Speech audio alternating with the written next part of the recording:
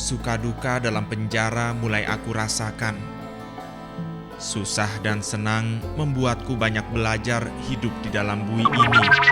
Bulan November 1989, aku dan teman-teman berkumpul di kawasan Senen, Jakarta Pusat. Karena ada rencana aku akan pulang ke Makassar, teman-teman merayakan perpisahan denganku. Kami menenggak minuman keras. Kita nggak tahu dia cari siapa pada saat waktu itu. Jadi dia tahu minum. Kebetulan dia minum karena udah mabuk, udah kena maksudnya gitu. Kata Momi nanyain, waktu itu masalah obat waktu itu. Masih zamannya 89 pilbek waktu itu. Apa nih? Minum dulu, Pak. Minum. Mau minum aja nih. Mabuk aja. Masih ada obat kata tadi dia. Obat apa itu, Bang? Tiba-tiba polisi menjebak dengan menanyakan apakah kami punya pil BK. Apa itu, Pak? Periksa nih. Coba lihatin aja kalau barangkali ini. Oh, ini orangnya. Ada apa nih? Ada apa nih? Pak, tar dulu. Saya sempat pegang ini itu. Udah, karena udah kalap ya, udah setan udah masuk nih, udah dipengaruhi waktu itu. Saya bilang, wah ini bawa pistol dia. Ya, dia peluk, tempat tarik kakinya. Saya bilang lepasin aja, dia bilang jangan, ntar dia jatuh bisa nembak. Yang satu sama dia udah diambil pistolnya itu, anggota yang satu.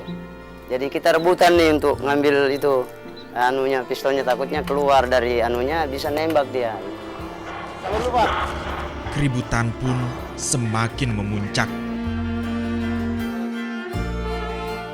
Udah diambil BC-nya apa belum? Kalau masih belum diambil BC-nya, saya bisa lewat nih di door. Saya kejar, saya tendang, saya sikat. Ayo kita kabur. Ya, gimana? Ya udah kabur semua. Tapi saya kan gak sengaja melakukannya, Bang. Pusing nih, Bang, tolonglah bantu aku. Gimana caranya biar aku gak masuk penjara, Bang? Berisiko kamu yang ngelakuin. Hingga kemudian polisi menangkapku. Selamat siang, Pak. Siang.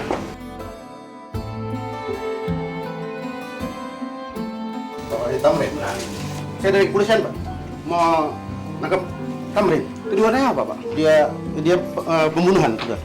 Waktu itu saya ditangkap di Berlang. Wah, ini ya? Ini orangnya, Pak. Saya dicari kemana-mana, terus ke rumah abang. Dia bilang, ya satu-satunya jalan itu dia tinggal di Berlang. Saya ke sana. Saya juga mau kabur kemana, saya Jakarta juga nggak tahu. Waktu itu baru datang kan, terus kejadian. Jadi mau lari juga kemana nggak tahu. Jadi sebenarnya saya cuma istirahat aja ke sana. Bang, saya, Bang. Ya, lu sendiri, kau sendiri lah. Kau yang bunuh polisi. Bang. Bang. Bang, kau sadar, Bang. Aku divonis 5 tahun penjara karena terlibat pembunuhan seorang aparat polisi. Ya, 5 tahun aku menjalani hukuman di LP Cipinang, Jakarta. Terus ya kembali lagi ke Salemba. Salemba sempat saya ditahan di blok narkotik pertama. Di blok P Salemba.